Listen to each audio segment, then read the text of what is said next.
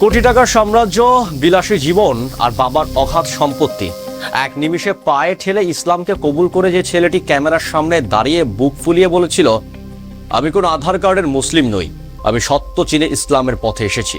আজ সেই ছেলেটি সমস্ত আদর্শ আর ইসলাম ধর্মের বিশ্বাসকে বিসর্জন দিয়ে ফের পুরনো জীবনের সনাতন ধর্মে ফিরে গেছে। হ্যাঁ, আমি ভারতের সেই বহুল আলোচিত কোটিপতির দুলাল আয়ুষ মালিকের কথাই বলছি। কিন্তু প্রশ্ন হলো, পরিশেষে কি দাঁড়ালো? একটি নিষ্পাপ মুসলিম মেয়ের জীবন তছনছ, একটি পুরো মধ্যবিত্ত পরিবারকে জেলের অন্ধকার প্রকোষ্ঠে বন্দি করা আর তাদের গায়ে ষড়যন্ত্রকারীর তকমা এঁটে দেওয়া। এটা কি আসলেই মা বাবার কষ্টের জন্য ঘরে ফেরা, নাকি ধর্মের নামে সস্তা ভাইরাল হওয়া এবং একটি নিরীহ পরিবারকে ধ্বংস করার এক চরম নীলনকশা? সত্যটা আজ আপনাদের সামনে জানতেই হবে। তাহলে চলুন বাকি ঘটনা দেখতে থাকি।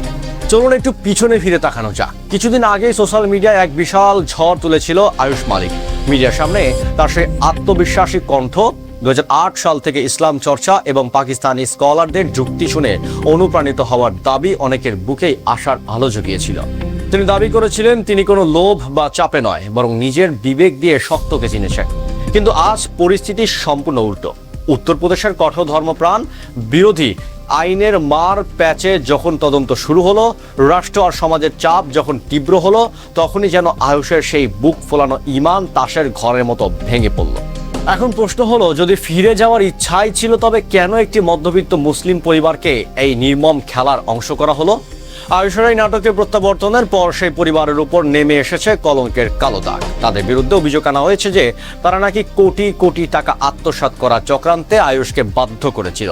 কতটা হাস্যকর আর বেদনাদায়ক এই অভিযোগ, তা একটু গভীরভাবে চিন্তা করলেই বোঝা যায়। একটা মধ্যবিত্ত পরিবার কি ভারতের একজন ক্ষমতাশীল কোটিপতির ছেলেকে জোর করে ধর্ম পরিবর্তন করাতে পারে, নাকি রাষ্ট্র ও সামাজিক চাপের মুখে নিজের পিঠ বাঁচাতে আয়ুষ ও তার পরিবার সেই নিরীহ মানুষদের বলি পাঠা বানালো? আমাদের সমাজ ও আইনের একটা বড় অন্ধকার দিক হলো, এখানে ক্ষমতা আর অর্থের জোরে সত্যকে মিথ্যে আর মিথ্যাকে সত্য বানানো কঠিন কিছু নয়।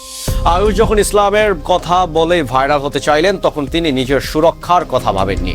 আর যখনই রাষ্ট্রীয় ও আইনি চাপ নিজের ঘাড়ে এসে পড়ল, তখনই তিনি মা বাবার দুঃখ কষ্টের অজুহাত দিয়ে সনাতন ধর্মে ফিরে গেলেন। কিন্তু এই বিশ্বাসঘাতকতার বা পরিণাম কি হলো? যে মেয়েটি তাকে বিশ্বাস করেছিল, যে পরিবারটি তাকে আশ্রয় বা সমর্থন দিয়েছিল, আজ তারা অপরাধী না হয়েও জেলের চার দেয়ালে পেছনে দিন কাটাচ্ছে। আমরা যদি সামাজিক ও রাষ্ট্রীয় চাপের বিষয়টি বিশ্লেষণ করি, তবে স্পষ্ট দেখা যায় যে ঈমানের ওপর টিকে থাকা আসলেই হাতের তালুতে জ্বলন্ত অঙ্গার রাখার চেয়েও কঠিন। বর্তমানে সেই ভিডিওটি যদি আপনারা আয়ুষের চেহারার দিকে তাকান, তবে দেখতে পাবেন একটি স্পষ্ট ক্লান্তি, ভয় আর পরাজয়ের ছাপ। বোঝাই যায় ভেতরে কোনো এক অদৃশ্য ও প্রচণ্ড নিরুপায় চাপের কাছে সে আজ নতি স্বীকার করেছে। কিন্তু নিজের পরাজয় ঢাকতে গিয়ে অন্য একটা নিরপরাধ পরিবারকে ধ্বংসের মুখে ঠেলে দেওয়া কোনো সুস্থ বিবেক বা আদর্শের কাজ হতে পারে না। এটি চরম স্বার্থপরতা এবং এক ধরনের সামাজিক অপরাধ। এই ঘটনা থেকে আজকের মুসলিম সমাজ এবং বিশেষ করে তরুণ প্রজন্মের অনেক কিছু শিখার আছে। সোশ্যাল মিডিয়া এই যুগে ক্যামেরার সামনে সস্তা আবেগ আর বড় বড় কথা দেখে আমরা খুব সহজেই অন্ধবিশ্বাস করে ফেলি।